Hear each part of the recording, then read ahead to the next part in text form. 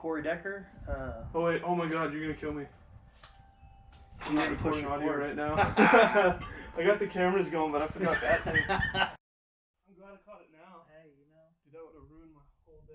All right, now that everything's actually recording, Do the clap. I think, yeah. Perfect. All right, so just look at your camera, say your name and what you do. My name's Corey Decker. Legal name is Corwin. I am a photographer. In a world filled with billions of people, there are countless untold stories waiting to be discovered.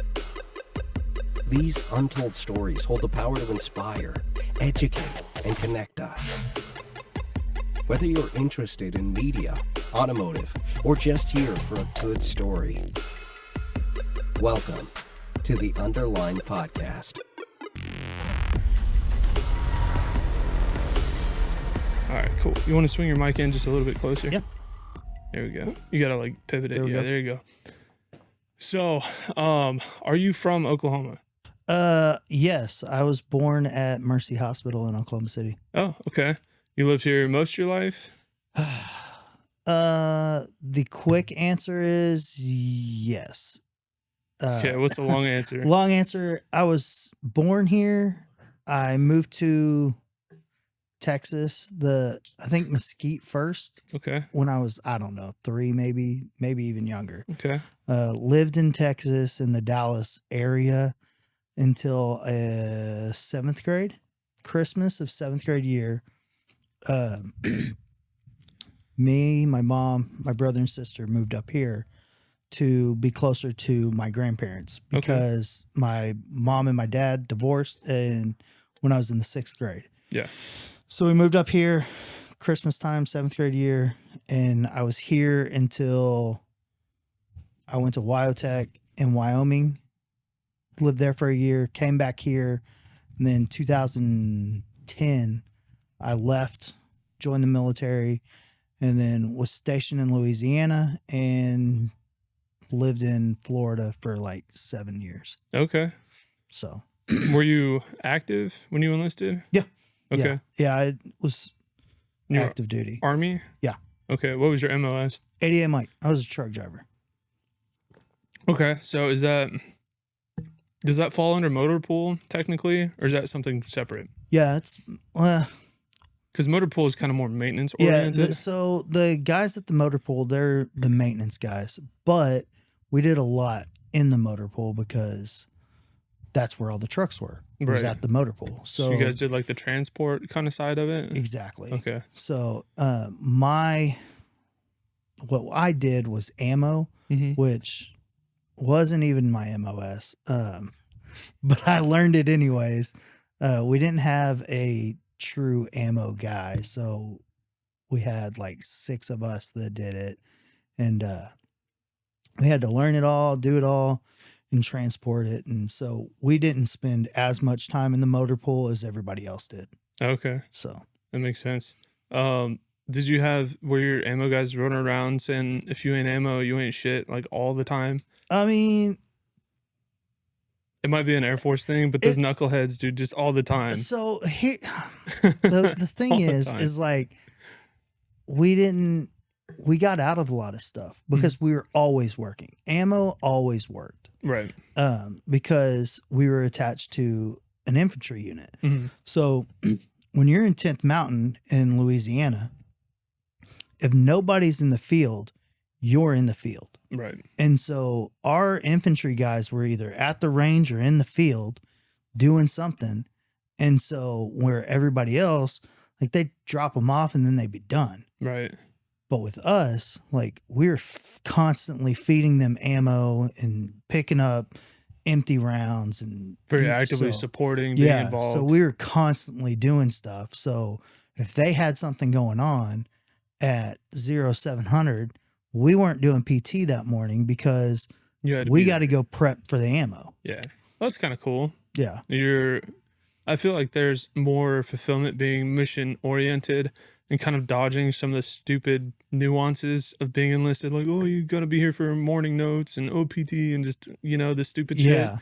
that you get to just go out and work. Yeah, we got the opportunity to miss all of the dumb stuff. However, on the, I guess, the bad side of things is like you miss the opportunities to earn points to be able to get promoted because you're always working while everybody else is in classes. True. Getting those, educational points. Yeah. So do they have EPRs in the Army? Is that what they're called? Because we have enlisted performance reviews where I think it's like the end of the fiscal year, they start drafting them, and it's just an accumulation of volunteer stuff, school stuff, career progression things, and you're kind of rated against your peers, and that rating affects your promotion points. I don't think so.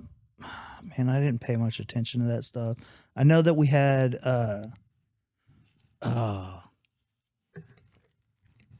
man, I'm gonna forget now. I'm terrible. My memory sucks now. We had like monthly kind of how you're doing and like what you need to work on and that kind of stuff. I Just can't supervisor feedback stuff. Yeah, that but you kind of didn't thing. have like a definitive rating for promotions and things like that. No, they would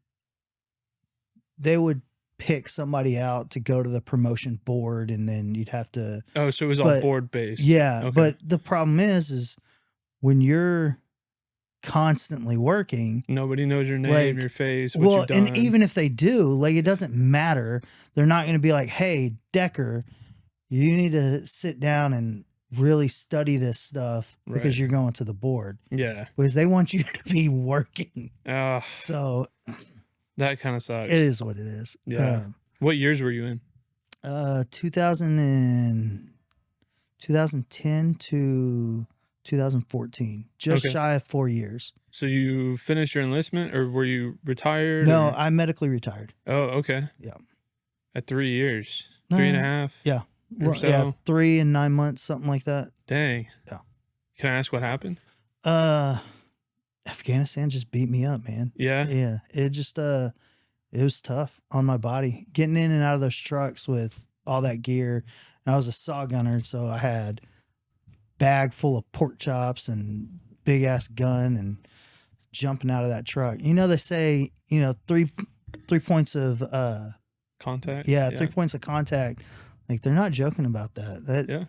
It's not for any other reason other than to save your legs. And so, yeah. Tale as old as time. Right. The old You're like, Afghanistan I'm guy. young, I can handle this. And about 150 times out of that truck, you're like, God, man, this hurts. Yeah. So when I was enlisted as well, my job, a big part of that was dispatching equipment.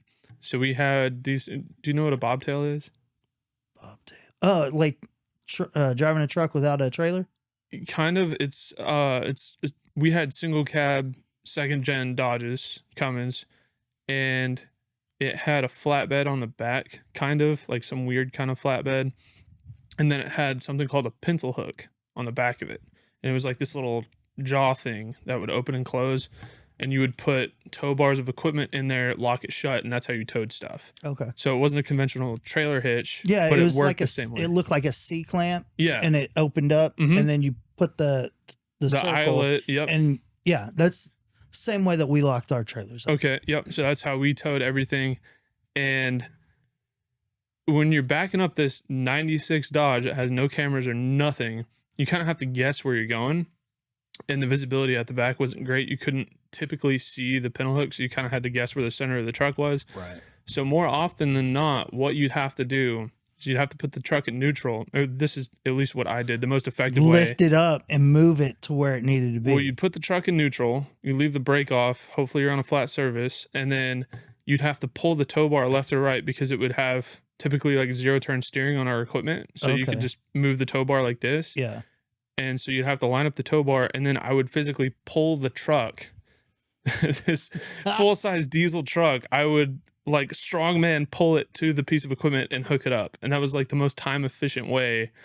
And I guess 7 years of doing that, my spine was like, all right, Chief, I'm done. Yeah, like, my spine can't do it anymore. We would get a few people for empty trailers. Obviously not a loaded trailer.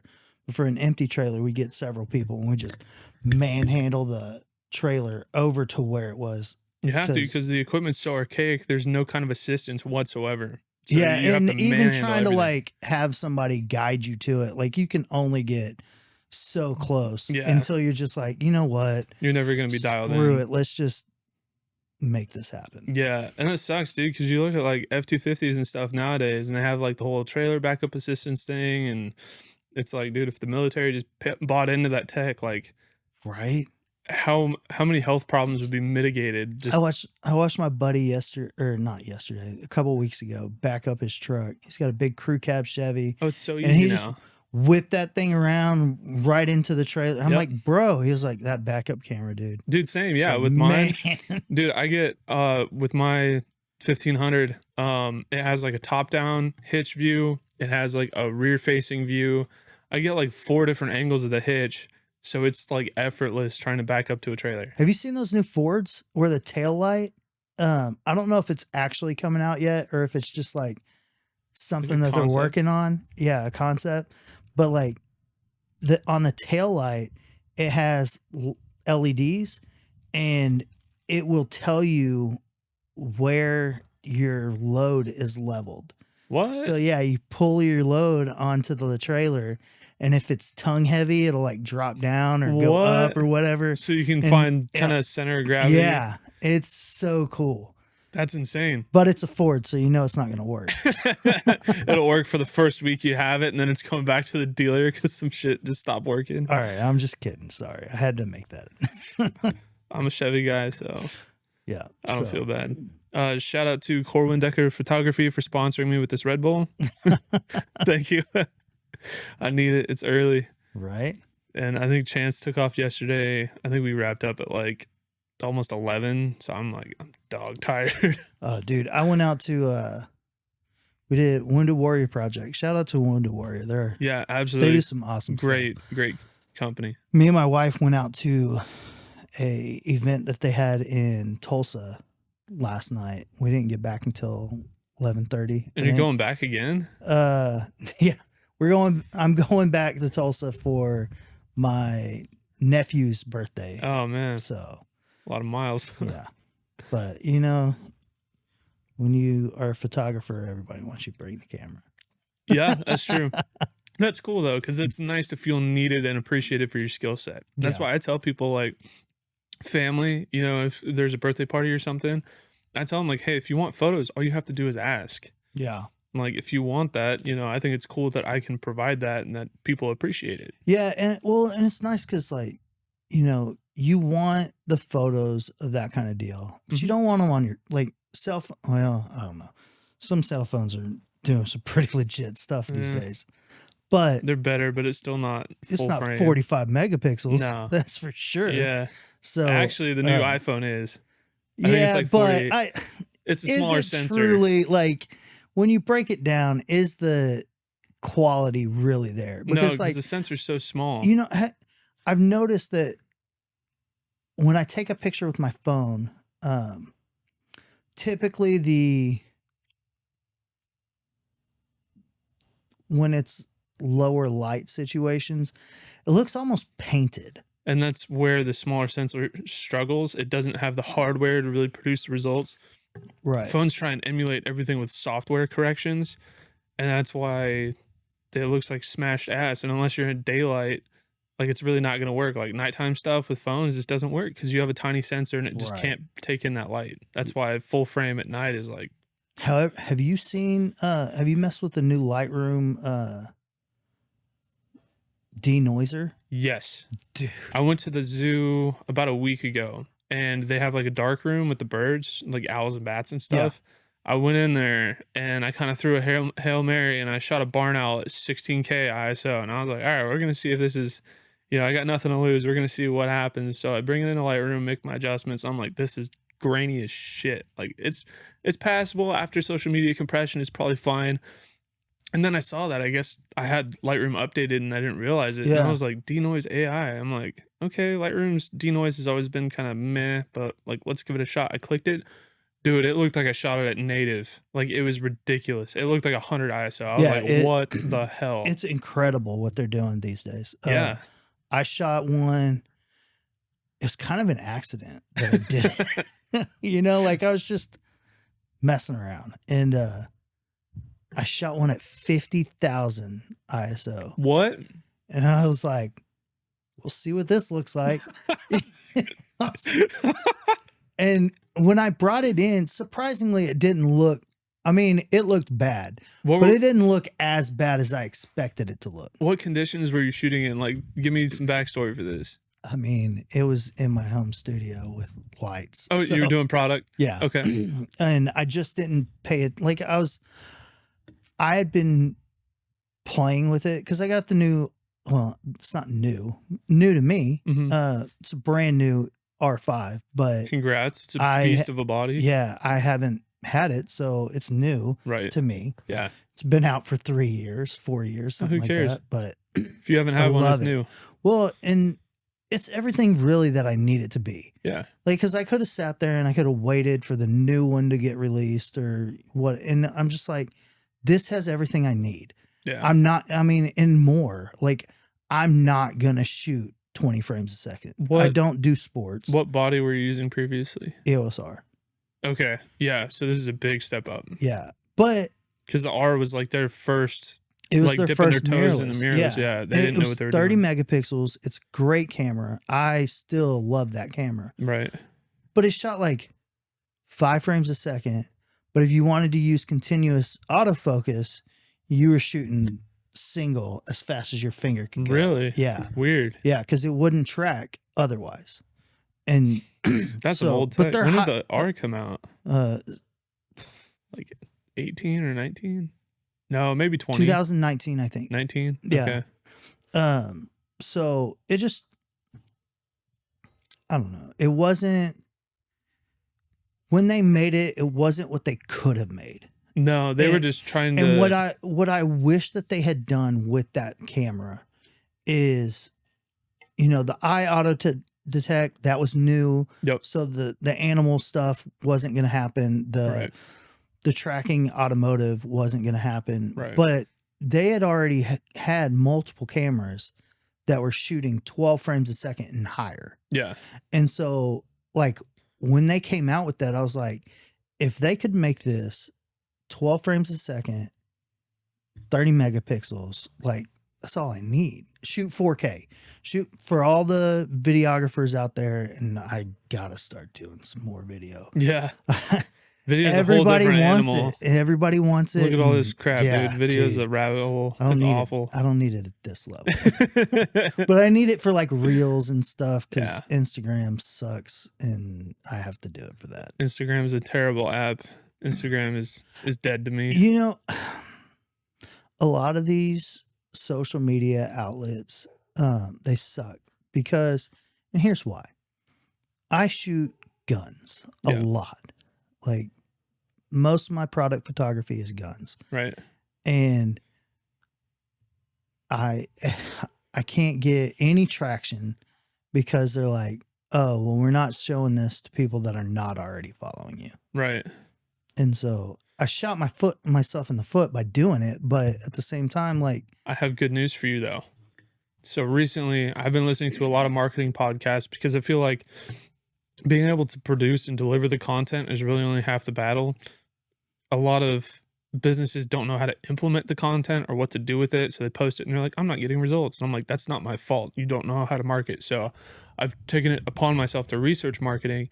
And for stuff that we do, which is B2B, business to business transactions, you want business from other businesses, not Right. necessarily clients. You're not really booking shoots with private owners, guns. It's usually businesses that are trying to do marketing. LinkedIn is a freaking monster. They promote organic growth. It's not pay to win. You don't have to throw money at your ads for people to see it. The hashtags actually work. really? It's just absolutely chocked full of positivity and positive messages. If Facebook is just a lot of people just shit talking or not being helpful, or Facebook has kind of just become a cesspool, honestly. But LinkedIn is phenomenal. So I strongly encourage you to pursue that. All right, I'll have to definitely start focusing more on that. I was talking to my wife about social media in general. Yeah. She was talking about Jelly Roll and his wife and, how much hate they get and stuff. And I was telling her, I was like, the problem is it's normally people that are not on their level. Yeah. It's always... So like, let's be real. Jelly Roll he's making money Oh, and yeah. he's living a good life and he's doing what he wants to do, what he loves to do. Recently win some huge award. Oh yeah. And so, but then you got people talking trash about him, but name one person that's on his level. It's probably some dude or lady that doesn't have two pennies to rub together. Right. They're like, oh, well, da-da-da. Shut up. Have you ever heard the phrase, you'll never get hate from somebody doing better than you? Oh, yeah. Yeah, like it's, it's normally people that are just living in their own trash life and they want you to have some hate too. Yeah. So Gary Vee says that he's not ever upset by people who say bad things about him. He says he feels bad because you have to be in a bad place to kind of put that stuff out there. Like no happy, healthy human being is coming at other people with this unsolicited negativity. It's not the people who have that you've provoked. It's the people who are just like putting stuff out there that's like, oh, you suck or this or right, that. Yeah. It's like, it's sad to see that. People that have good in their heart are not going to speak a bunch of trash. No. So it's sad to see that there are a lot of people in this state and that it's become kind of a norm on social media. And that's why I love LinkedIn. I have been pressing that app now for almost a week and I've not seen any hate at all. The great thing about LinkedIn that I know of, and I don't know much about LinkedIn except for that it is for people, for business stuff. And so like people that are looking for jobs, so they're all on their best behavior. They're not going to make themselves look bad because they want a potential employee or employer to want to hire them. Right. So yeah, I mean, that's super cool. There's incentive for people to show their good side on there. So you're not going to see garbage. And it's just great for networking and meeting new people. And since being on there, I've come across so many cinematographers that I'm like, wow, like they're doing some wild stuff. Like I need to get on that, So it's inspiring too. Do you do much stuff with guns? No, not really. Oh, I want to go to a shooting range really bad and do some content out there. That'd be fun. Empire is a manufacturer and they build some cool stuff. They just posted a video that was so dope. You know how I do the photos where the gun's floating in the air? Dude, they got a video of a gun floating in the air spinning. Is it the handgun? Yeah. Didn't I tag you in that? Oh, you might have. Dude, yes. That was me because my buddy did that. Yeah, dude, that is so sick. I think that was my buddy Lane who did that. That's impressive work. Yeah. I don't even know how he started. He said he was super challenged in pulling that off. I think what he did was he probably took an image of the backdrop and then he put the gun in the frame. And then I think he moved that on some fishing line and then if you notice the lighting changes, I think he's like shining a light on it, but he has everything cropped out except for the background photo. So you don't see the light on the table or anything. Oh, okay. So I think that's what he was doing, but that takes a lot of work and a lot of forethought to plan that. Editing. Yeah. Dude. Yeah. That's the problem. The biggest problem is the editing. You're gonna go on your That's editing a whole tangent. different beast. Like video editing is way different than photo editing. It's 1,000 times more difficult. Yeah, because you got to do every scene. No. So there's I quit. I haven't even started. I quit. I feel that. There's so much stuff that I have yet to learn. I use a program called DaVinci Resolve for all my video content. And there's one tab that's kind of almost for more complicated effects and things like that. It's called the Fusion tab.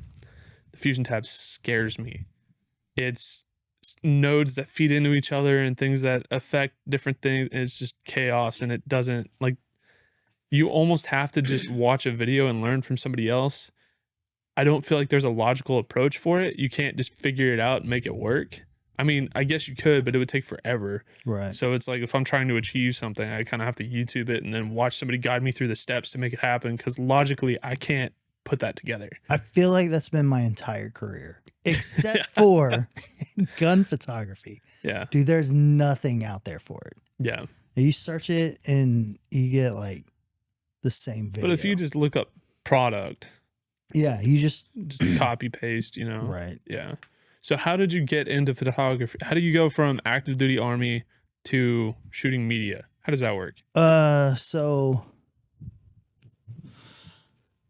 well, what had happened was, I got into a real bad depression when I got out, because like I had all these plans.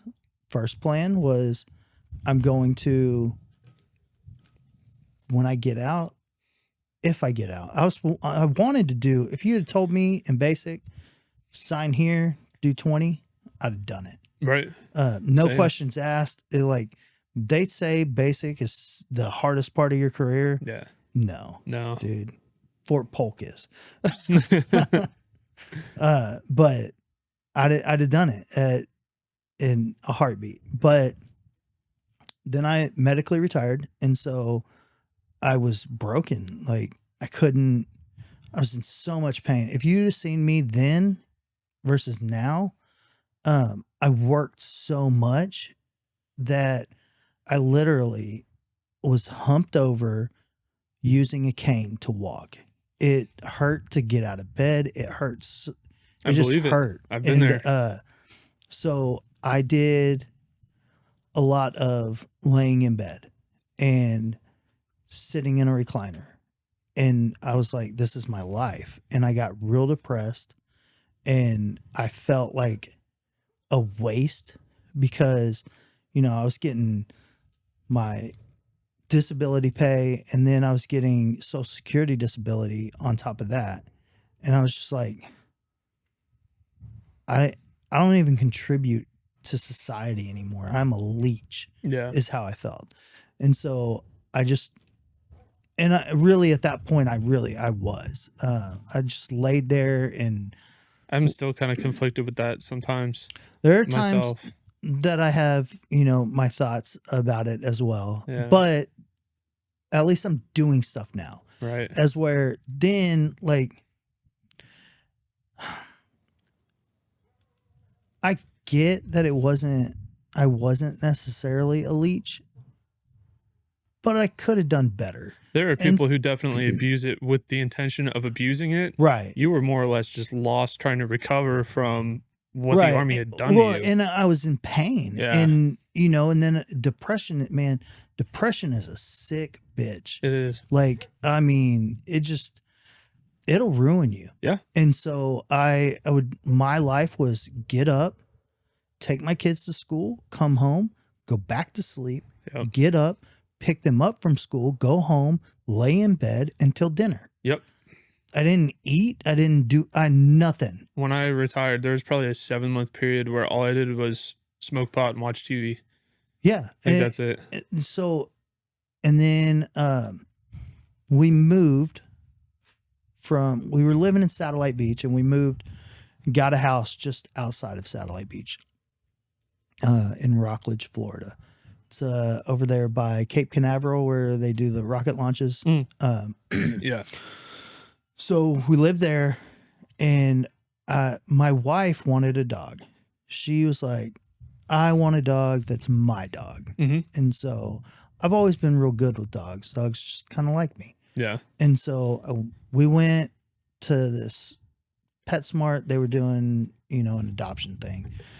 And she was there for the dog. And I went next door to get a drink. And I was like, you find your dog. I don't want to be a part of it. Like, you find your dog. Right. And we joke because we say that that dog, Piper was the name. Piper found my wife to find me, is what we say. Interesting. Yeah, it's weird. Okay. I have a love for pit bulls. Mm-hmm. Any kind of pity. It could be a bully breed or a full-blood American pit bull. my heart's weak for them. Yeah. I love them. So I go next door, get a drink. I come back. She's like, I found the perfect dog. Nice. It came to me when all the others didn't want me. It came to me. Well, it was Piper. And I was like, she didn't want a pit bull because of insurance. Right. And I was like, that's a pity. She's like, no, it's not. And we did the blood test to find out, DNA or whatever. And Yeah.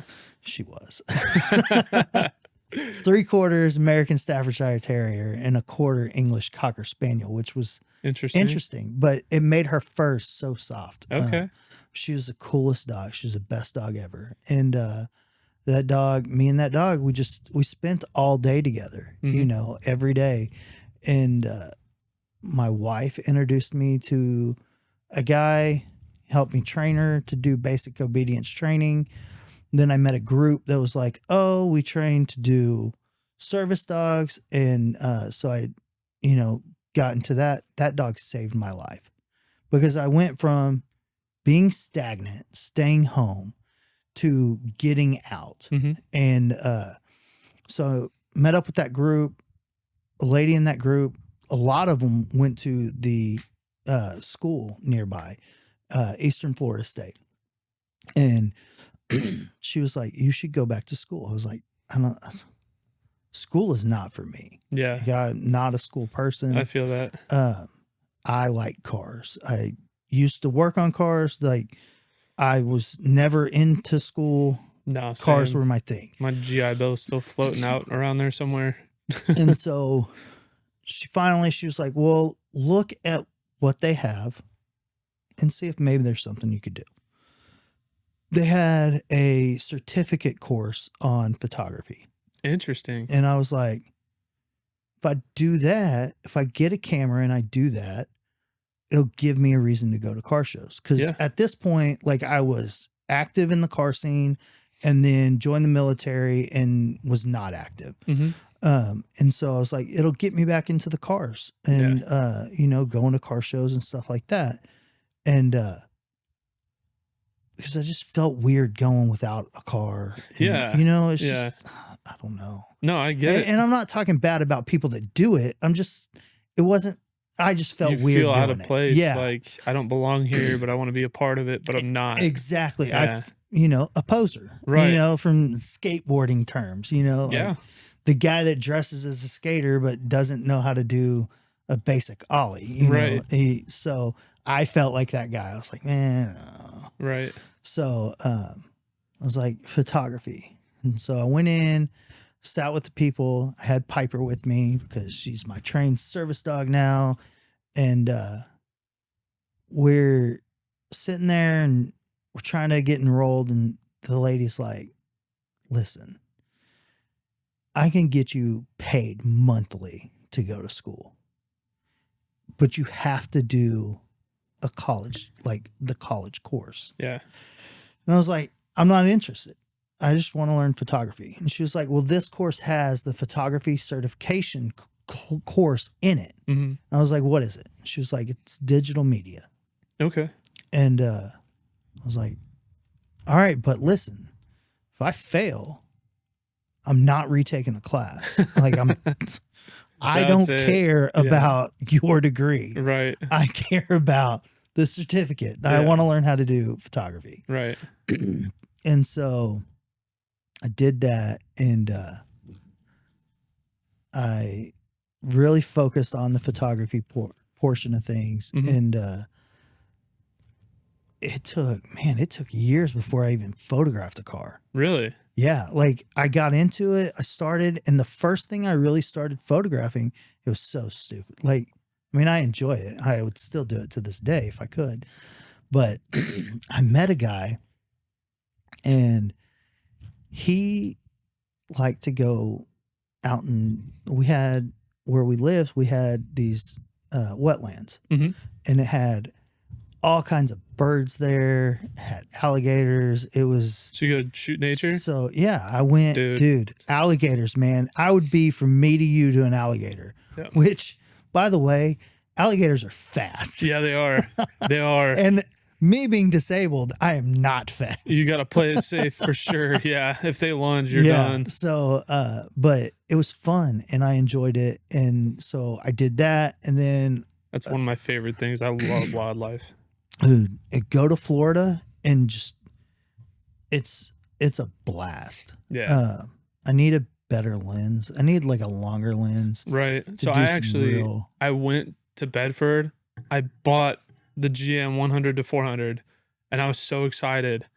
And then I sat there and I'm like, I don't have a 16 to 35.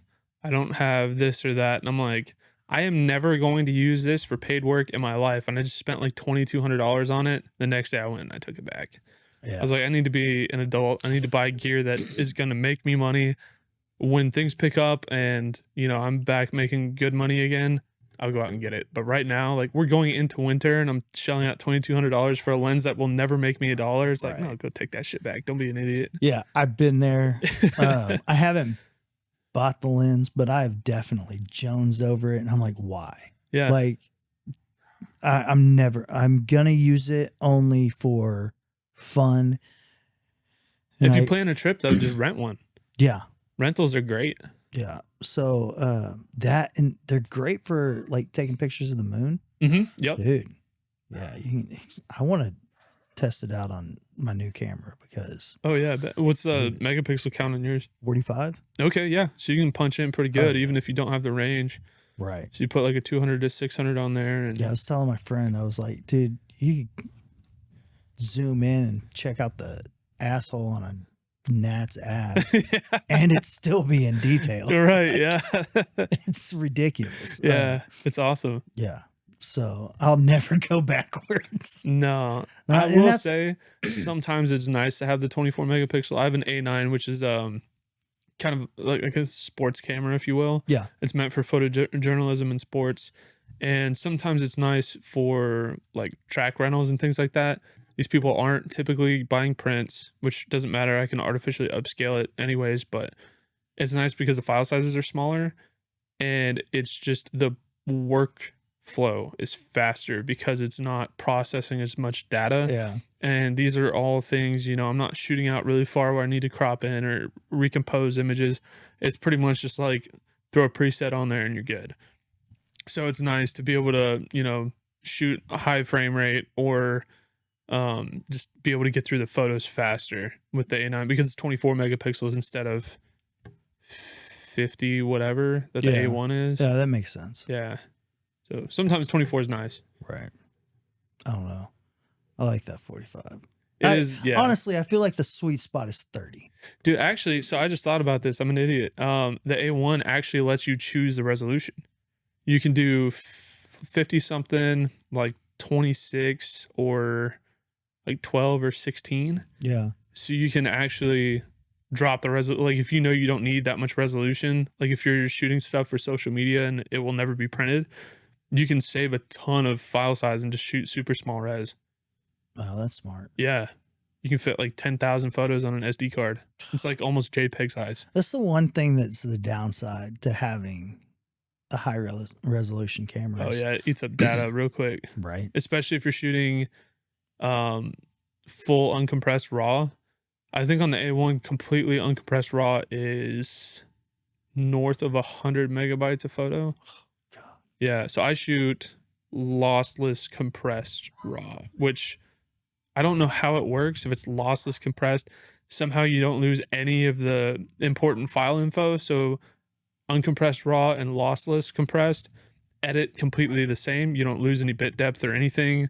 You can put the same LUT on both photos and they look exactly the same. Dynamic range is the same, but That's it's like what they're half the size. That's what they're saying with C raw, Canon raw, I Mhm. guess.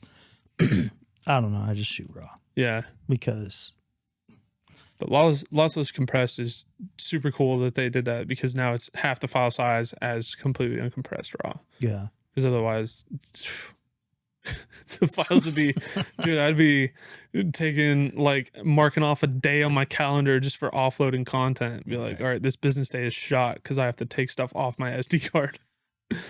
Yeah. Yeah, I've been noticing that is It took me a lot longer to import and Transfers, export, import, render. Yeah, everything takes more time now. So you shot wildlife and nature for a little while. Yeah, I was doing that while I was in class. Like all of my projects were, something to do with wildlife, whether it be a bird or an alligator. That was,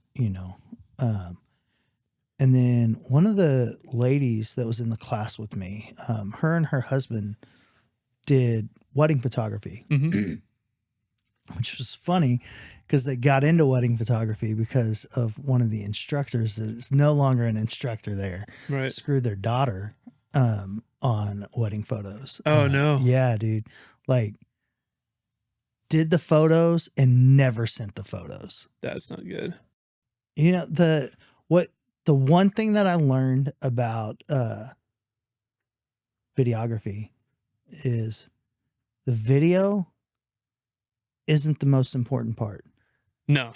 It's the audio. It is the audio, 100%. So there was like, some crazy statistic you can always I saw. do like a still frame if you have to. Yeah, it would be a It'd be boring to watch. It'd but be a Spotify exclusive. Exactly.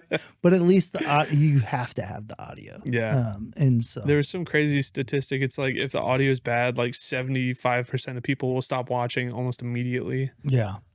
For the video. But anyway, sorry to cut you off. Oh, My paranoia there. So they got into it because their daughter got paid a lot of money and never got her wedding photos. So they got into it and they chose to do affordable weddings. And which is interesting because affordable weddings, weddings in general are just interesting. I enjoy shooting weddings. The problem is like there's so many people out there that don't want to pay for a wedding. Yep. And then there's other people that are like, they're willing to pay it, but you got to have a portfolio. Right. And if you don't have a portfolio, you're doing the $500 wedding. Well, I'm not doing a $500 wedding. I think my gear is too expensive and you need double of everything. It's the catch-22 for content creations. Just with anything, especially video, I found out you have to do free work to show that your content is up to par so that you can get paid. Yeah. It's with anything. It sucks. It's trash. Yeah. And that's why shooting for somebody is so good and you just have to make sure that they're cool with you using your content. But I digress. That's a whole different story. Right. Sorry. You're good. So she comes up to me. She's like, "Hey, I love your work. Me and my husband, we need another shooter." Right. I was like, "I don't shoot people." She Right. was like, "You can do it." I was like, "I've never done it. I don't know what I'm doing." She's like, "Just like you do with the animals, focus on the eye and you'll be good." Yeah. Well, I helped them. I enjoyed it. I was like, well, maybe I could do this. Yeah. So, it was fun. You get to do, the cool thing about weddings is you're not just one photographer. You're a journalist. You're a portrait photographer. Yep. You're you're doing product photography. Like it's run and gun. It's just the rings, the lay flats. Yeah. Like it's all stuff. Yeah. It's a lot.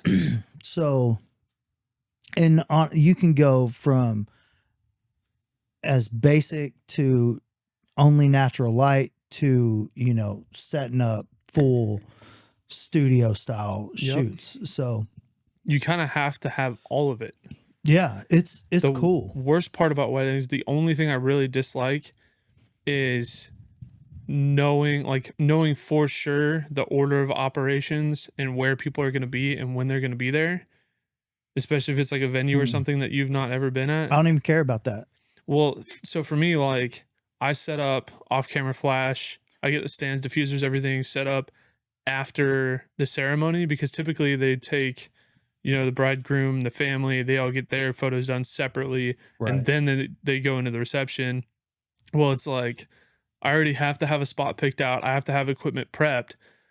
but it's like I have to do that in the span of 10 seconds because I'm shooting the ceremony and then I have to run out. So it's like it's really hard to do with one person. You almost have to have a second shooter. You definitely have to have a second shooter, because then at least that the main person can be doing all of the must-have portraits, Right. and that second shooter can be getting all of the candid shots and all of the details. Because like, let's be real, I wouldn't want to do it. Yeah. But people pay good money for shit they're going to throw away. Yeah. All the decorations are going to get tossed at the end of the night. Yep. And they've spent, thousands of dollars on this stuff. I think what's So the average you've wedding? got Like $20,000-$25,000, something like that. Yeah. And then most of the time they're like, oh, well, we've spent our budget. Can we get a photographer for like $10? Every time, dude. Every time. And it's like, bro, No. you want to spend way more on your photographer than you do on anything else, because you want somebody that's going to do justice for you, that's going to capture that and really going to. That's what I try to tell people is like, if your decorations are shit, they're shit for 6 hours. Right. Your photos are going to outlive your great grandkids. Your photos are forever. So if you get somebody, you get this one shot, you get this one day. And a great photographer is going to make that shit decorations look good. It doesn't matter if they look bad or not. It's if the composition is good, focus, lighting, if you nail those three things, it's going to look great. Yeah. Here I'm trying to talk up wedding photographers and I don't even do it. But I mean, it's like hard work. It's worth the investment on the wedding photographer. And because those are what you're going to keep. Those are what you're going to see. The decorations you're going to throw away at the end of the night. Yeah. And so I feel like people should really start focusing more on paying for quality photos and get the people that are trying to make something of themselves. I wish that I had got to learn wedding photography from a professional that used off-camera flash. Yeah. And really because there's a difference between taking off-camera flash photos in a wedding situation than just winging it and using the ambient light. Yeah. And I'm not talking track. The people that I photographed with, they made beautiful work, and we used some LED lights and stuff to light things. And then we started to use a little bit of strobe here and there because I dove deep into high-speed sync. Yep. And so I taught them high-speed sync, and so we started using it a little bit here and there. But I haven't shot a wedding in years. It was a lot of fun, and if somebody was like somebody good, I wouldn't work with somebody that wasn't good. Right. They'd have to be better at photography than I am. And I'm not saying that I'm the best, but they'd have to be better because I want to learn. Yeah. Like I would want to learn that aspect at a higher level than I already do. I get that. So, but I'll just sit in my attic and play with guns. Dude, I mean, honestly, the stuff you do is super cool. I kind of started to take the route that you've gone. Back when I first started shooting in 2019, I lived in Norman, and I had a house that was pretty much the same size as yours, and I had a really similar setup where I had a bonus loft. Yeah. And in that area, I had somebody build me a big table, and I had, the Savage paper, and I had a few they were super cheap. They were not good. It was not anything I would ever recommend anyone buy. It was some Chinesium garbage. Like Newer.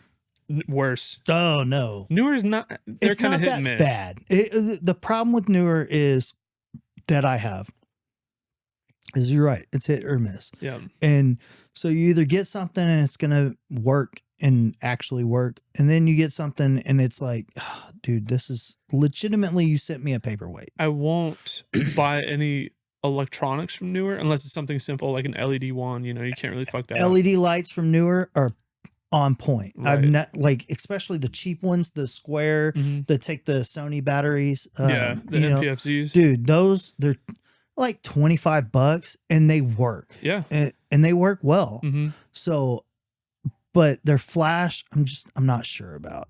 I wouldn't for You that. know, their I'd speed name lights, brand. I've burnt up one of their speed lights. Well, that, and it's like you have to worry about color temperature, recycle rate. You know, it's something that you want to Right. pay some good money for to get a good product. But grip gear like stands or, you know, whatever, a diffuser reflector. Dude, my closet is packed full of, is it Amazon brand?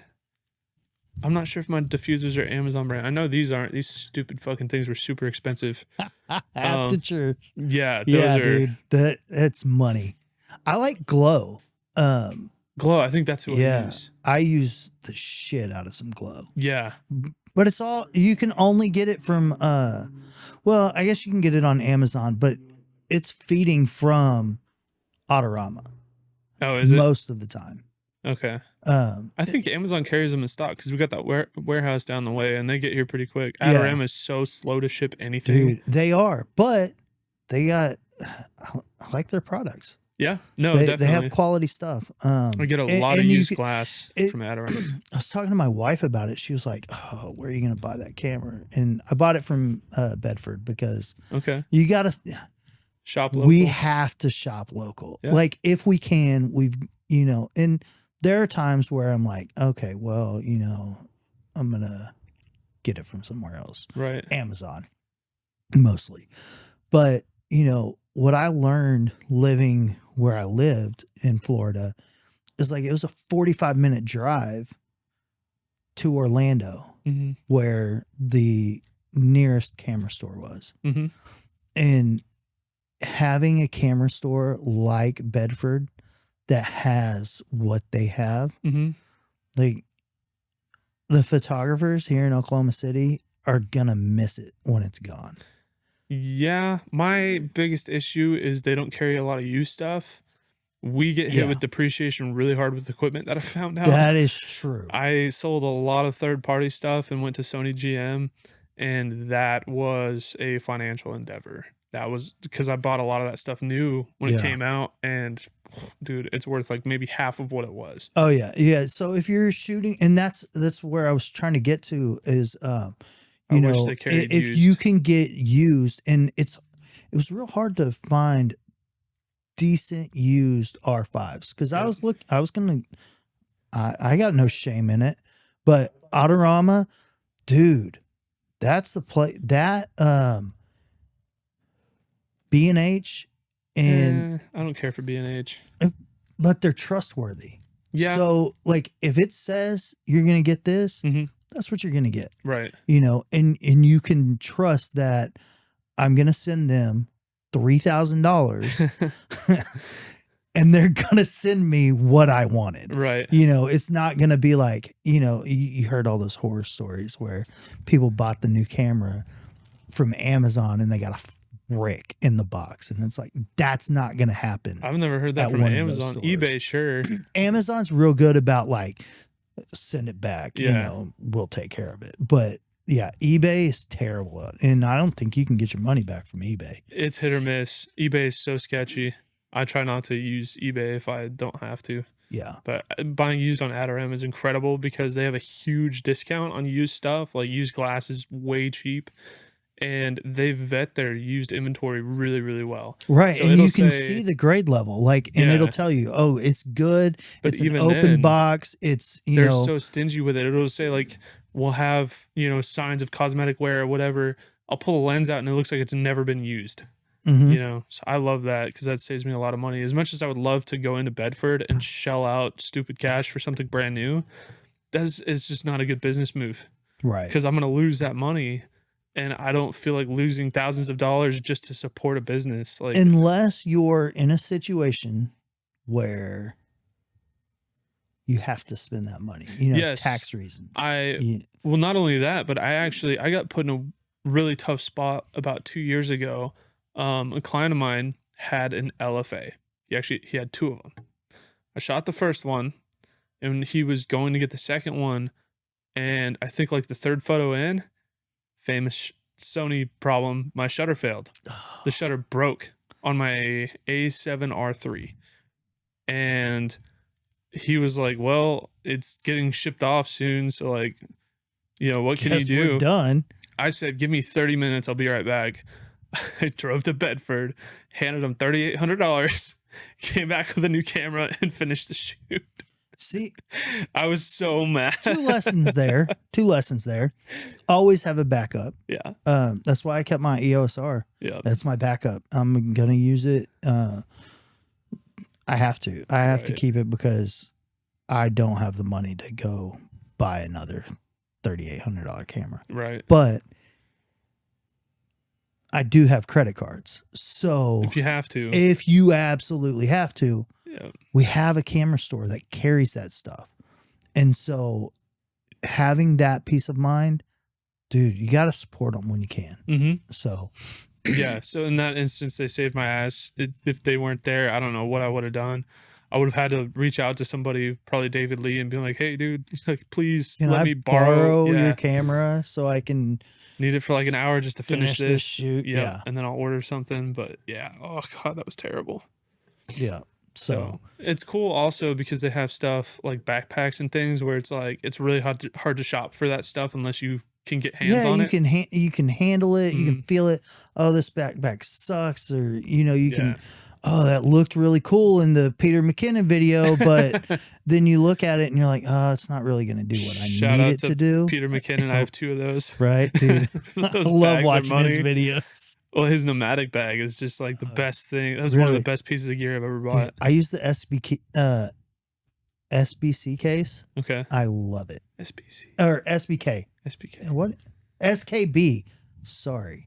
It's SKB. Is it a bag or it's a rolling case. Oh, okay. I have Pelican so it's for like that. it's very much like the Pelican. Okay. It's just SKB. It's got like instead of the wheel that the Pelican has, it's got a like almost like a rollerblade wheel. Oh, okay.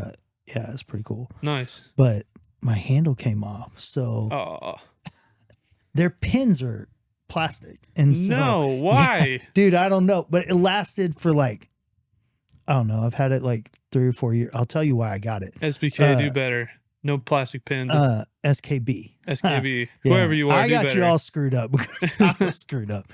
But I went to pick it up at the airport and it just slammed. Luckily, it's a hard case. Everything was fine. But it got like, I don't know, probably waist high and it just dropped. And so I looked around. I couldn't find new pins.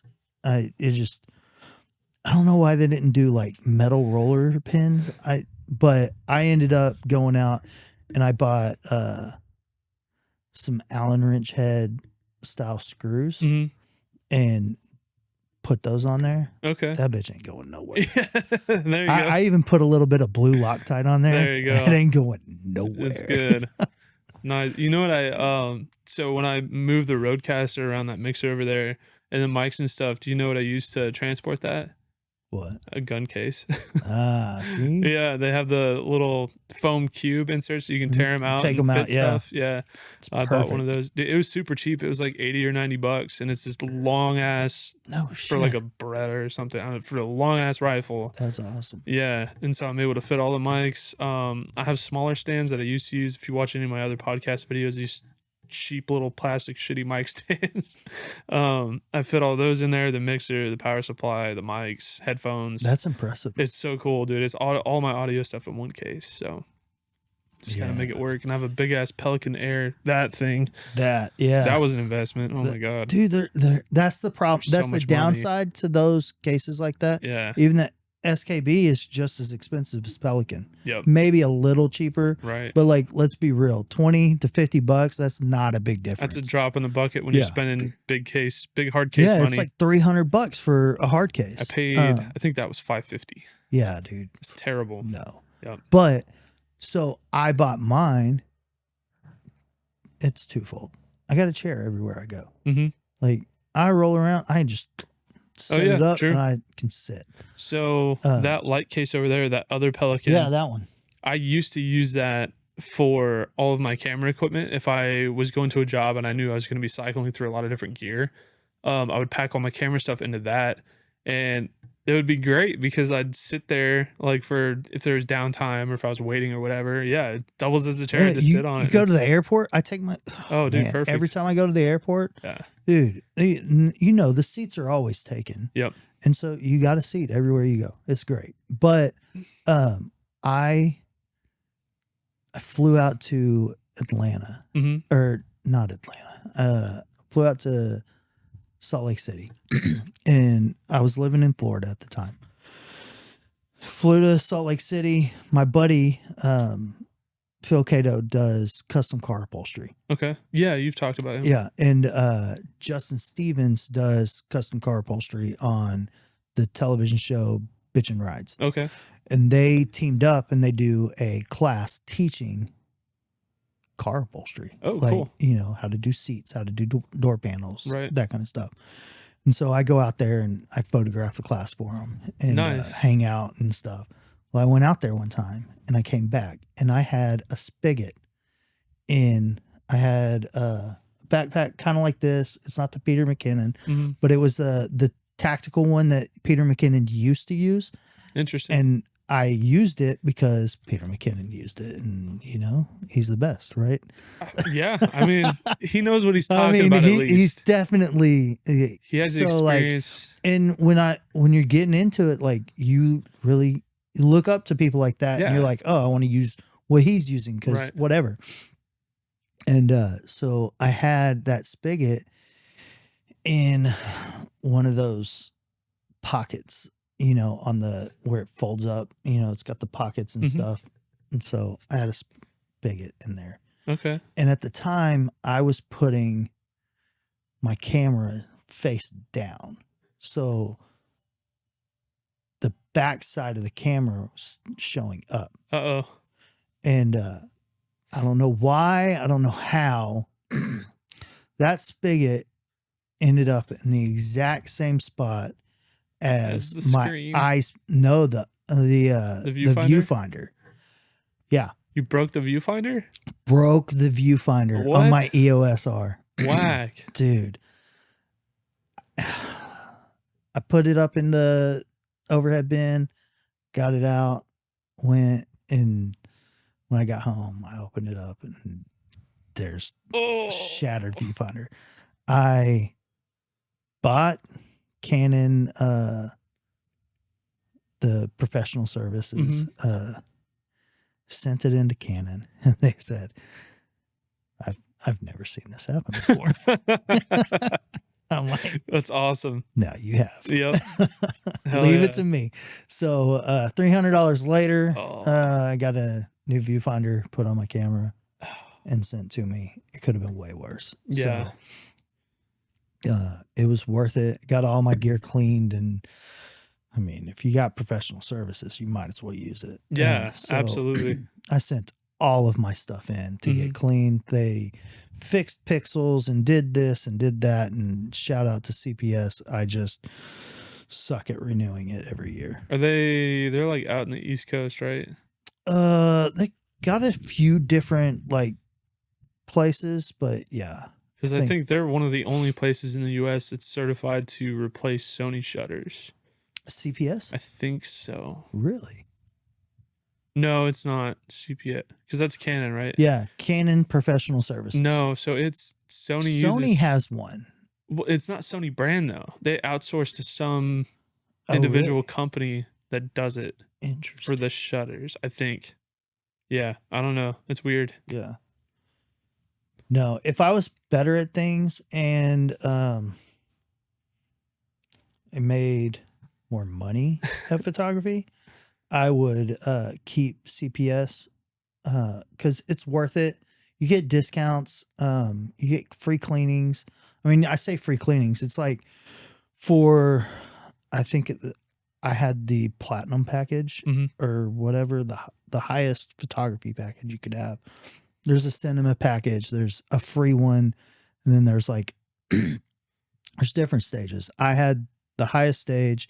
You got to have like so much gear to be able to get to the different stages. Sony's the same way. Yeah. And so paid for the higher stage because you get like, it's fast. Like you send it to them and they get it. They'll overnight that, if you need a loaner gear, they'll send you loaner gear.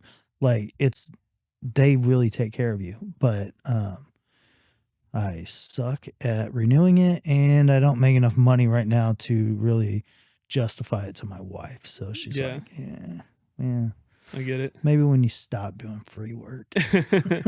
Right.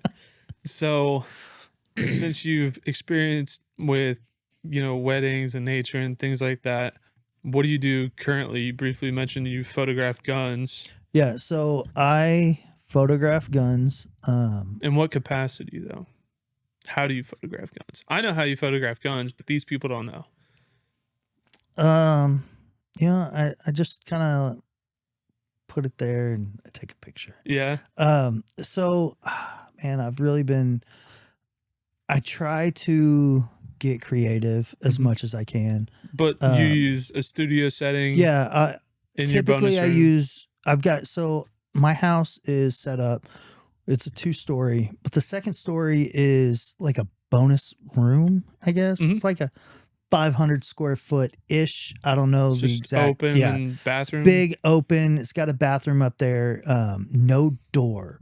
And I think that's why it's considered a bonus room instead of a bedroom. Yeah. Because like no closet either. There's a closet. Oh, is there? Yeah, there's a closet, there's a bathroom, but it's just the staircase going up. Right. And so I think that's why it's considered a bonus instead of an actual bedroom. Yeah. And so I got 2 kids and we got, let me think, 4-bedroom house with the bonus room. Yep. And so my wife has an office, which actually she doesn't use.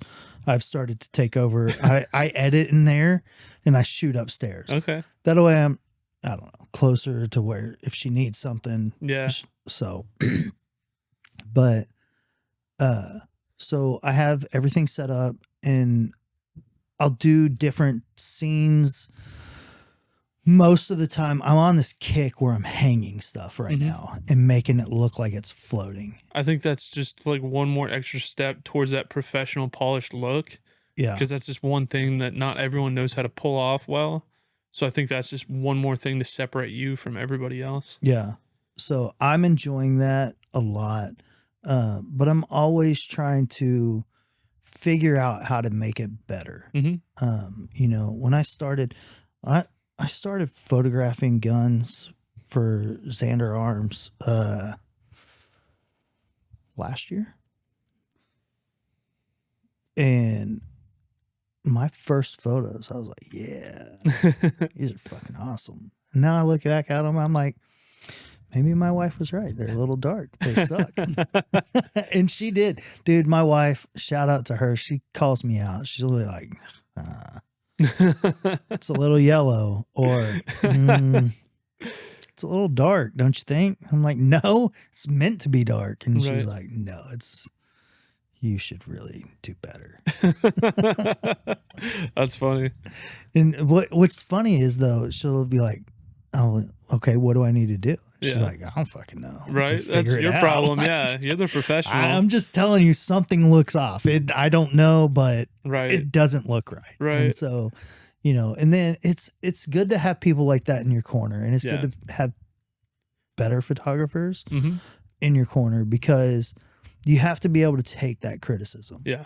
Like I can sit there and I can be like, fuck you or whatever, you don't know what you're talking about. You're not a photographer. If you let your feelings get in the way, then you're not ever going to get better. Yeah, but had I not really taken that to heart, and not like cried about it, but taken it and really kind of pondered on it, I wouldn't have gotten better. Yeah. And if you're not getting better, you might as well hang it up. You're not, what are you doing?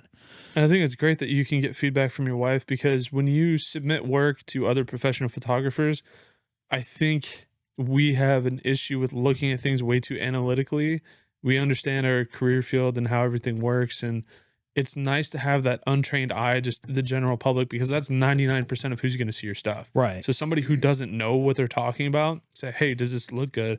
When they say it's too dark, that means probably 99% of people that look at that are going to think it's too dark. Yeah. The problem is, though, is once you post it online or whatever, the vast majority, now there might be some that are, you know, not going to be a dickhead and just like, oh, this looks like trash. Right. You know, but like genuinely say, hey, look, I think you could have done this better. Yeah. Or something doesn't look up. You know, Right. like everybody's going to be like, oh, it looks great.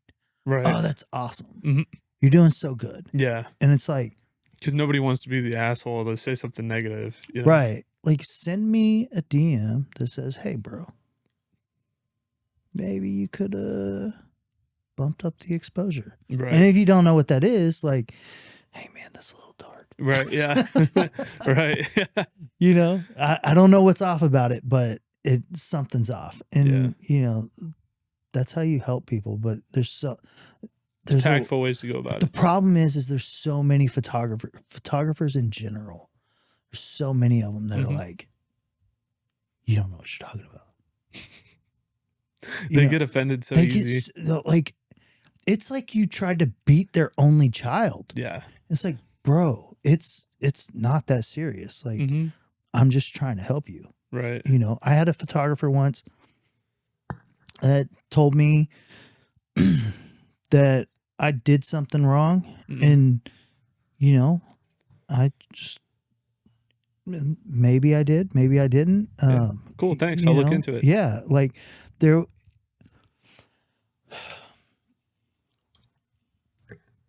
they were going off of what they had learned as where there's other, like you have to be very brand aware when you photograph, especially doing product photography.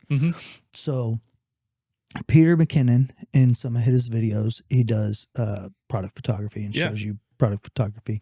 And a lot of the times he does things that have a lot of other things in the he mix. builds scenes that kind of a scene. complement the product. Right. Yeah, creates a little environment. But there are several brands that don't want that, that are very particular.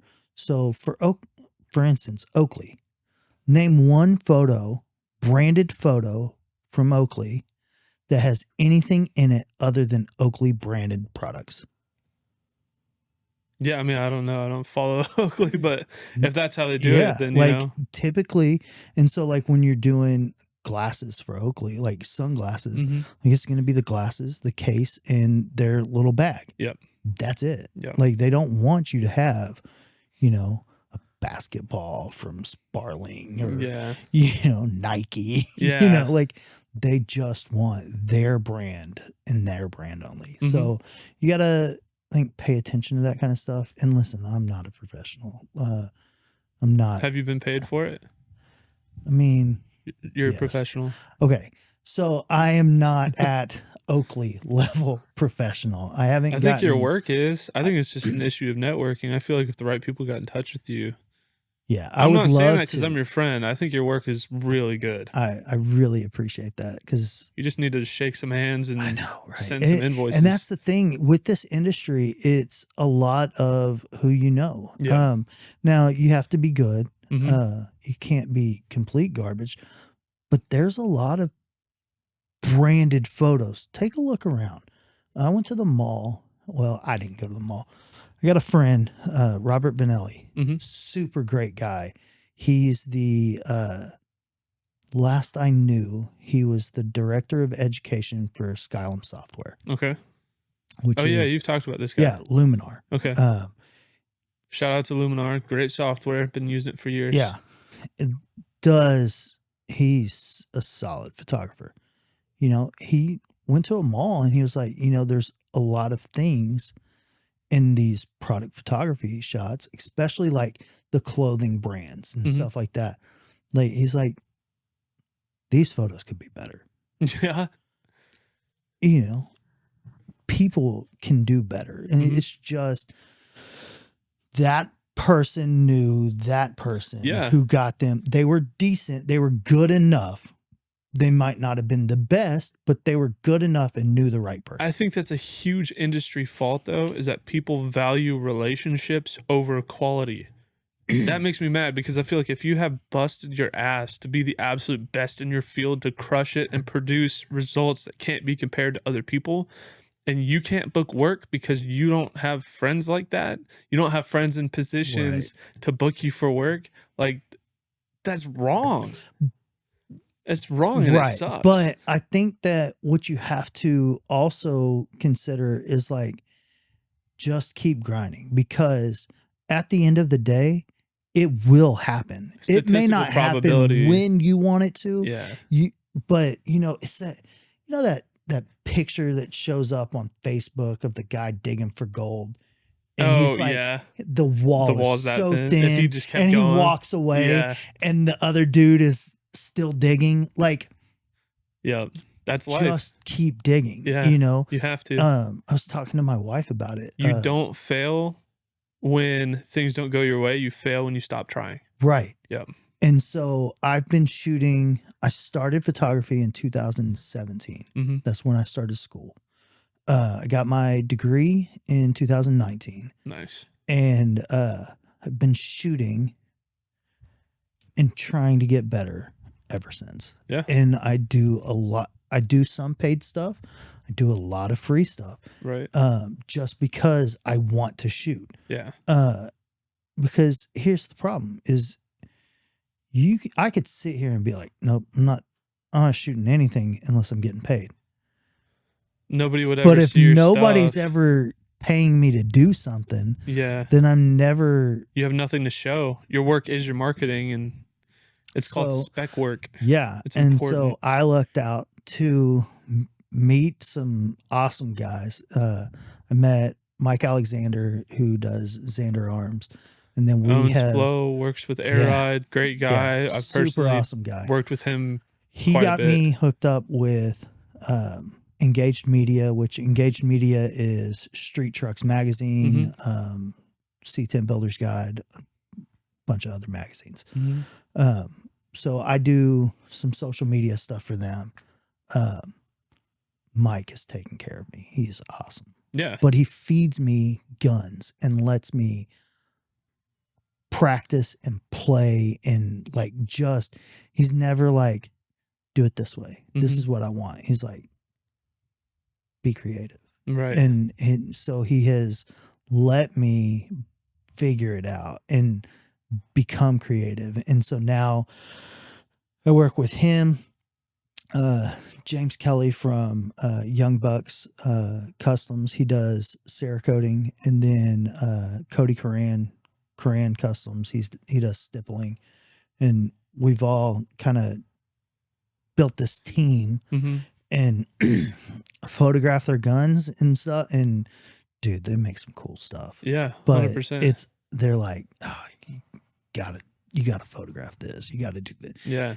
James sent me a message the other day. He was like, hey, you got time?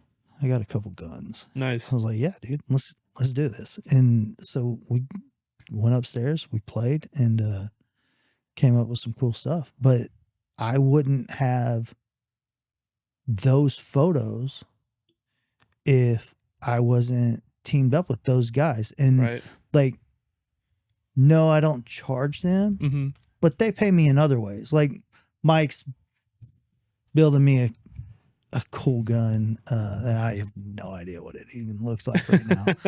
It's whatever he's doing. Well, that's kind of like what you were saying, how, and this is a note to everybody watching and listening too. If you solicit a creative person for their work, so like if you were to hire Corey or myself for any kind of work, if you say, go nuts, give me your best, and don't give us a lot of direction, you will get the absolute best quality possible. If you say, I want it like this, this, and this, it's probably not going to be our best work. Well, and man, I've ran into that before. Yeah, me too. It's so hard because you tell me this is what you want. So like, oh God, I'm going to say this, and I hate this kind of work. So, the family photos that are light and airy. Yeah. Really, they're just blown out pieces of trash. Yeah. You come to me and you're like, I want this. I'm going to tell you right then and there, listen, I can't do that. I tell when people approach me like that, I say, look at my portfolio. That is what I produce. If you want me to edit a certain way, I would recommend you finding a different person who kind of fits the aesthetic. You have to. Yeah. I can go out and I can try, Mm-hmm. but I'm not going to be able to produce that work. Mm-hmm. First of all, I don't know. I mean, I know how they do it. They just overexpose. And they push shadows and blacks. But I would not be able to, like, I would be editing those photos and not happy with it. Yeah. And I wouldn't give you what you want. Dude, I love Moody. There's I'm going to no bring way. my 600 out and I'm going to crank the shutter and make everything dark but you. Right? Yeah, that's my Like, favorite. Oh man, I'm a big fan of shadow and Yeah. light. Like Right. you've got I like taking away all the light shadow and putting it where you want. You can't have a good picture without some shadow. Yeah. And I learned that the hard way. I used to think that when I first started in school, I used to think everything had to be properly exposed. You can't. It's not possible. It's so HDR. Speaking of HDR, Lightroom. Have you looked at the HDR button? No. Dude. Okay, so there's a deal for HDR. Okay. And it brings up more sliders to, dude, it's Okay, tell me about that. How does that work? What are they? okay. So I'm going to pull out my phone. What options does it give you? Because typically you just hit HDR bracket and it would be Yeah, like, all right, no. there you go. It's not HDR bracketing. Like it'll do like a HDR, I guess. But so right here, edit light, I think. Does it give you more flexibility for how you use the images? Because like, yeah. Okay. So you scroll down on Lightroom Mobile. Mhm. You can even use it.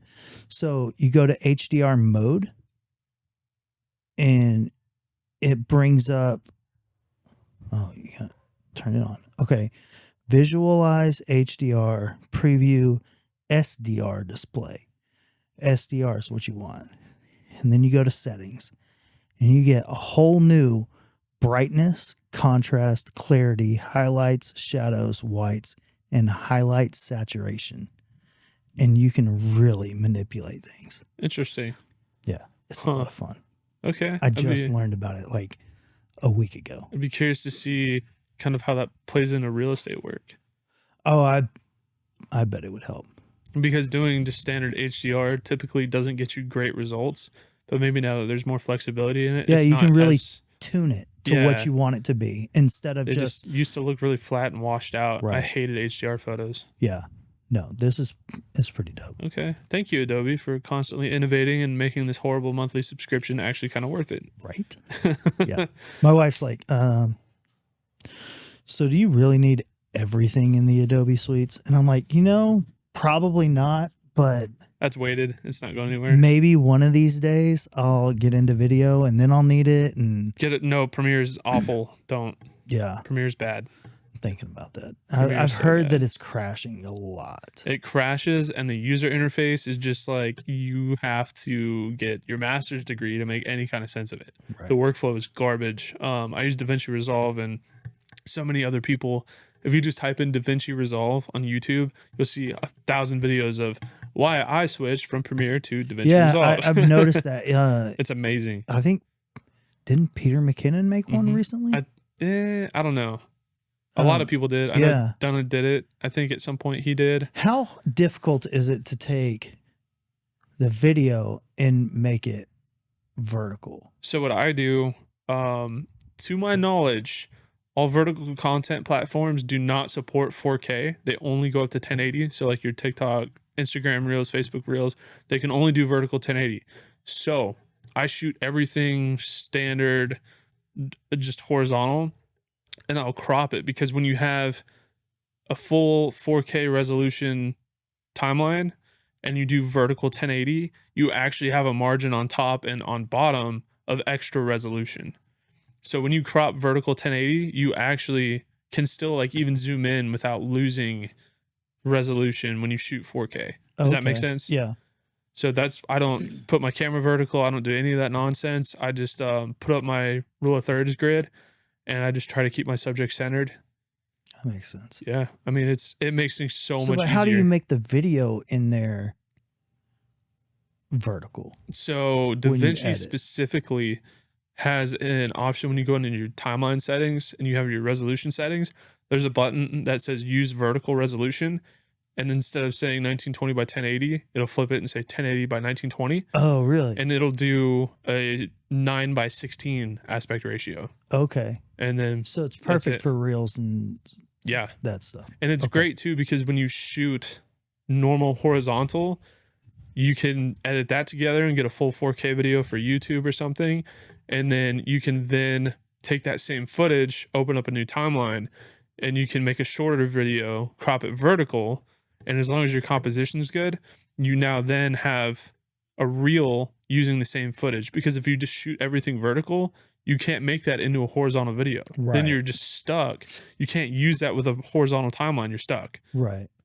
So that's what I do. And, because I was looking into like L brackets and all this other nonsense. Like, oh, how do I shoot vertical on a gimbal? Like, oh, what a headache.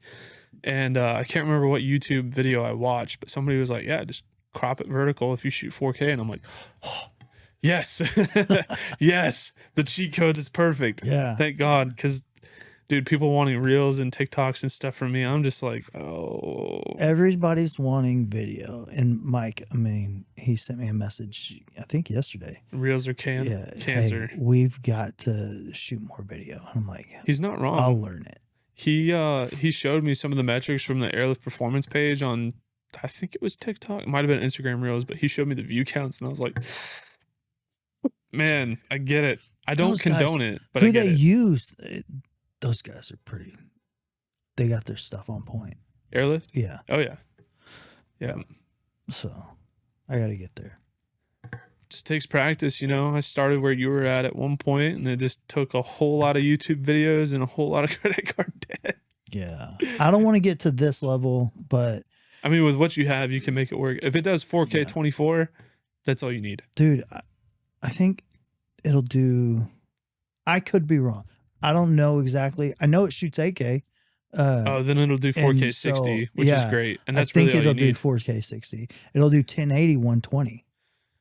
Yeah, you don't ever need 120 for anything. Both of mine do 4K 120. And Maybe I want that cinematic slow motion. That's 4K 60. Is what you do is for that good cinematic look, you run a timeline in 24p, and then you shoot 4K 60. You slow it down to 40% speed, and that's your slow-mo. Oh, okay. So it's a little bit less than half speed, and I think 4K 60 is perfect for 99% of what you need, unless there's something that's happening super, super fast. So, God, I wish I could credit the artist that I learned things from. I can't remember who said it, but somebody said the point of slow motion or speeding something up is to get something on the screen for the right amount of time that you want it on there. Right. So, like for B-roll, right? Like, let's say I wanted to shoot some B-roll of this yellow bull, this red of this Red Bull can. Red Bull. Yeah. So when I move around it with a gimbal, if I just shoot that at normal speed at 24p, it's going to look weird. It's just the movement would be too fast. Even if I did it really slow, it's hard to get that to look smooth. So that's why you shoot it in 60 frames and slow it down, because it looks better. If there's a car that's flying past you and you want to slow that down, then maybe 4K 120. Or if you're at the gun range and you really want to capture, like casing ejections or muzzle flash, or the bullet coming out. Yeah, then 4K 120 would be what you want. But most things, especially for B-roll, 4K 60 is perfect. Okay. I want to do more stuff at the gun range. I wish that I could just get a gun range indoor. Yeah.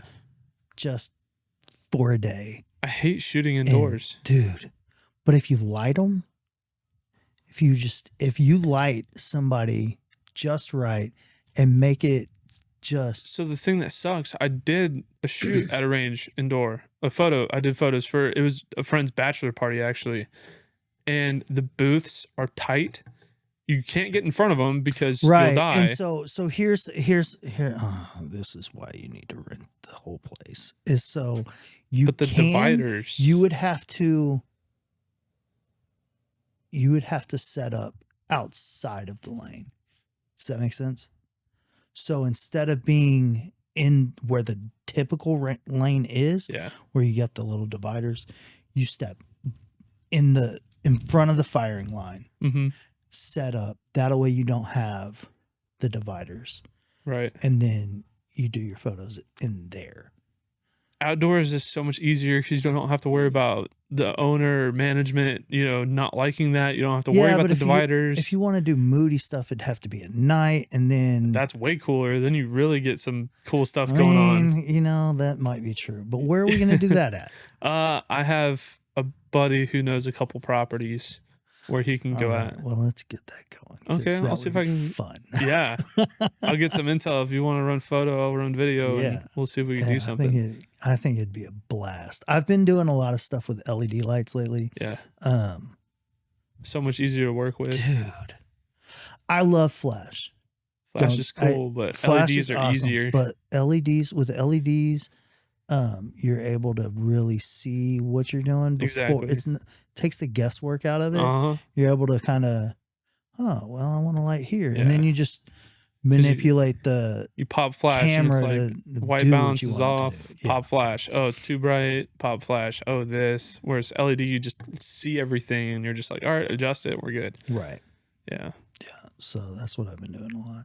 And, dude, you can make with some of these LEDs, you can make some pretty impressive colorations. Yeah. So you're not playing with gels, trying to, this gel's really not giving off the red that I want. It's more pink. And so a lot of these, I don't know if it's just bicolor lights that do that. I think it would RGB. RGB, that's what it is. Yeah. There's a lot of really good RGB. So I think RGB stuff can be cool if you implement it right. Like, using it for a rim light or something is neat. But what's important to me is still being able to have Kelvin accuracy. So if I want it to be daylight matched, I can hit it at 5600 and it looks right. And there's no weird magenta, green, whatever. But I feel like you have to spend pretty big money to have a nice RGB that's worth it. Godox does a pretty decent job. Do they? Mm-hmm. What kind of power output? Probably not, we're not talking about like a 120 watt, but so like 60s. Yeah, I think they've got that the RGB wand. Oh yeah, they have the little panels. Pocket panels. Yeah, those are cool. Those are pretty awesome. Yeah, so, what I want to invest in next, they're similar to these, but I think they're 750 watts. These lights are 100. I don't even know if they're doing much right now, but have you seen the Godox? They've got I think it's 750 watt LED light that strobes. Oh yeah, it'll double its power. Oh, it strobes. Yeah. So you can, what? It's an LED constant, but you can use it as a but strobe. You can strobe it out. What? Yeah, and there's no recycle time because it's LED. That's nuts. I've not played with one yet. They've been out for a couple years. That would be crazy. But I have not physically played with one. I wonder how that would act. Like if you put that in a room, you'd probably have to run a pretty hefty ND for that. Because that's a whole lot of light coming out. But it would help a lot for like product photography. You could really get control. That strobe out. Yeah. You'd place the light, you'd see where the light is, and then you'd really have a lot of control. Yeah. That'd be cool. Well, is there anything you want to tell people about you or your business or anything before we go? I feel like we've talked a lot about it. Just a guy with a camera that likes to make cool pictures. You are terrible. You cannot plug yourself to save your life. Guys, Corey Decker is an amazing product photographer. He is incredible. He doesn't have a team or anything. It's just him. So if you need product content for your business, if it's just for marketing, inventory, whatever, message this guy. I will have his info linked. it's great because you just send him your stuff. He does a great job, and then invoice super simple. You don't have to deal with, management points of contact or anything being delegated. Yeah, no, And I don't do the whole charging for, you can use this image for this long or whatever. Yeah. I'm simple. To be honest, I'm simple. It's how much do you want to pay? It's that simple. What's I'm not your out budget? there. Put in work I'm not according. out there trying to make millions of dollars off of people. I would love to score a Nike brand. Shout out to Nike. Give me a $25,000 budget. I'm down. But I'm very affordable. Well, good deal. I like Check to out do a his lot work. of trading too. I will link his Facebook page. And do you have a website? I think so. What? You don't know if you have a website? I had a website. I had a website. My brother-in-law, he was supposed to make me this awesome website. Then he got busy and wasn't able to do it. So somebody that worked with him did it, and it was very basic. And then I made a website on Wix, I think it was. I never made it public. It looked way better, but that's when I was photographing people and doing portraits and stuff. Yeah. And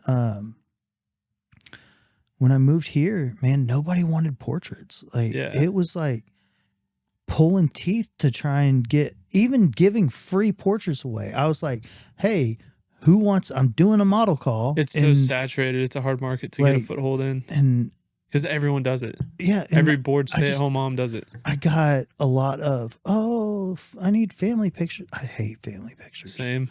I'll do family pictures for people that I really like. Yep.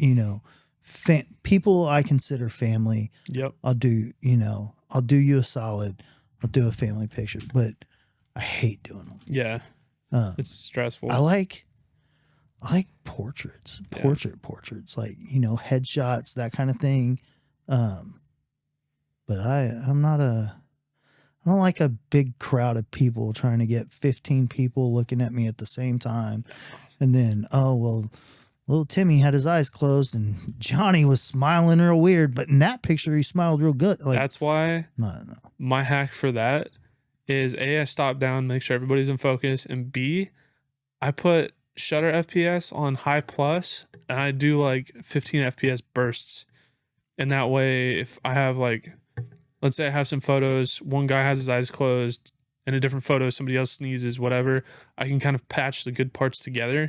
Yeah, but I don't want to do that kind of editing. No, it sucks, but that's what you have to do to get a good group photo. It's so weird. I would much rather pick apart a gun image and take all the little dust specks out. Yeah, same. Than swap out some eyes. Yeah. No, I agree 100%. That's how I like with light painting with cars. Yeah. Same way. Yeah, speaking of, I need your help on that. Okay. I want to learn how to do that. Okay. Because I think it'd be so much fun. Worst time of year to do that because it gets cold as hell now. Right. So when the sun goes down. It's so funny. Like I had a neighbor who had a NSX. Uh-huh. And I was like, dude, I got to shoot that. Yeah, you told me about that. It never happened. It never ended up happening. Super awesome guy. He just worked all the time. Right. And then him and his wife split and she made him sell the car. Oh. So I never got the opportunity. He was like, you should drive it sometime. And Man. Yeah. So. Oops. Well, stuff happens. I will link your socials, wherever you're active, in the comments. I really appreciate you coming out today and taking time out of your day to come hang out in the cold with me. I appreciate you having me out. Yeah. It was fun. Yeah, definitely. Yeah. Definitely. Better than editing SEMA pictures. That's what I'll go home and do. We'll go follow this man on Facebook so you can see the content that he's complaining about right now. And I will catch you guys in the next one. Thanks for hanging out.